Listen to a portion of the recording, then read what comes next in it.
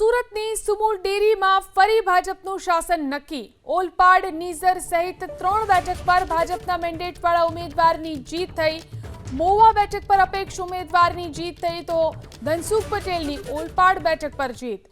સુમુલ નિયામક મંડળની 16 પૈકી 7 બેઠક ભાજપ આજે ચાલી રહી છે અને જે વ્યારા તાલુકા તાપી જિલ્લાની જે નીઝર બેઠક છે ત્યાં 15 વર્ષ પછી છે તે સત્તા પરિવર્તન થયું છે અને ભાજપના સમર્થિત જે ઉમેદવાર હતા તેમનો વિજય થયો છે। આપણી સાથે ઉમેદવાર છે જે આપનું નામ શું? યોગેશભાઈ રાજપૂત નીઝર મંડળમાંથી ઉમેદવારી કરી હતી સુમુલ ડેરીના, એનામાં મારા મતદારભાઈના એનામાંથી મારો વિજય થયો છે। કેટલા મત મળ્યા? મને 26 મત મળે છે, મેં 1 મતથી વિજય થયો છું। શું કહેશો હવે સુમુલ ડેરી માટે કેવી રણનીતિ? સુમુલ ડેરી માટે મારા મતદાર ભાઈઓ માટે અને આદિવાસી પશુપાલકો માટે હિતનું કામ કરીશ આવી મારી અપેક્ષા। 15 વર્ષ પછી ખાસ કરીને સત્તા પરિવર્તન થયું છે સુમુલમાં આપની બેઠક। 15 વર્ષથી એ લોકો એક કામ કરેલું ને એટલે આપણું કામ કરવા માટે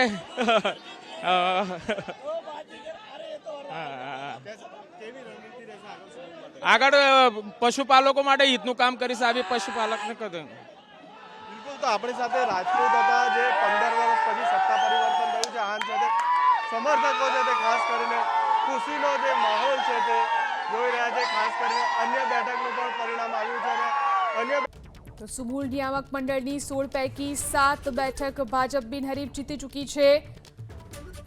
જે શૈલેષભાઈ ચૌધરી છે ભાજપ સમર્થિત, તેમનો હાલ છે તે વિજય થયો છે। ખાસ કરીને દ્રશ્યોમાં જોઈ શકાય છે કે એકબીજાને ફૂલની માળા પહેરી અને ખાસ કરીને હાલ છે તે એકબીજાને શુભકામનાઓ પાઠવી રહ્યા છે। આપણી સાથે શૈલેષભાઈ છે। શૈલેષભાઈ, જીત અમારા પશુપાલકોની છે।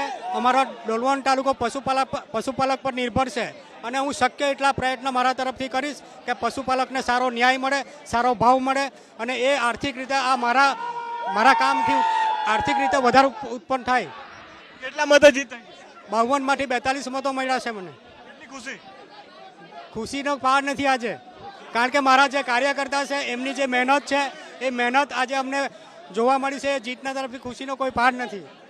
બિલકુલ, તો શૈલેષભાઈ ચૌધરી હતા અને 52માંથી 42 મત છે તે એમને મળ્યા છે અને ખૂબ મોટી ખાસ કરીને હાલ છે તે તેમની જીત થઈ છે અને ઉમર જે સમર્થકો તેમના છે તે હાલ તેમને વધાવી રહ્યા છે અને શુભકામનાઓ પાઠવી રહ્યા છે। ઇન્દ્રમલ શાહ, એબીપી અસ્મિતા, સુરત।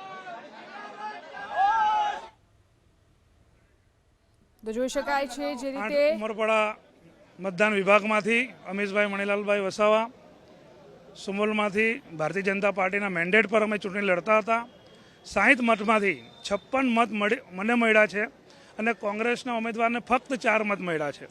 તો આજે ભારતીય જનતા પાર્ટીએ મારા પર વિશ્વાસ મૂકીને મેન્ડેટ આપ્યો।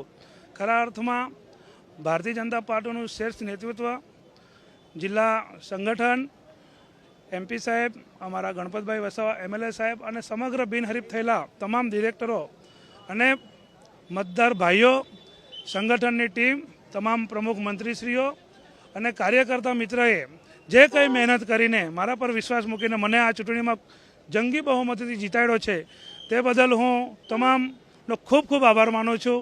અને સુમુલમાં આવ્યા પછી પશુપાલકોના હિતમાં જ નિર્ણય થશે અને આદિવાસી સમાજમાંથી આવું છું એટલે આદિવાસી સમાજ અહીંયા 87% દૂધ ભરે છે, તો એમના હિતમાં અને ખૂબ આગળ સુમુલને લઈ જઈશું।